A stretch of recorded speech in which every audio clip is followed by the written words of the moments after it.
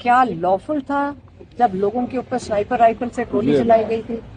जब वो लॉफुल नहीं था तो आज अगर अली मीन गंडापुर कह रहे हैं कि अगर हमारे ऊपर आपने नहत्ते लोगों के ऊपर गोलियां चलाएंगे, करबला बनाएंगे, तो हम वो हजरत इमाम हुसैन और हजरत इमाम हसन की तरह जिन्होंने किस तरह उन सबको इन्होंने मार दिया था घेर के। हाँ, तो आप क्या चाहते हैं कि हम सारे अपने लोगों को जो हमारी जिम्मेवारी है उनको लेकर आते हैं, उनका तहफ़्फ़ुज़ देना अली अमीन गंडापुर का काम नहीं है?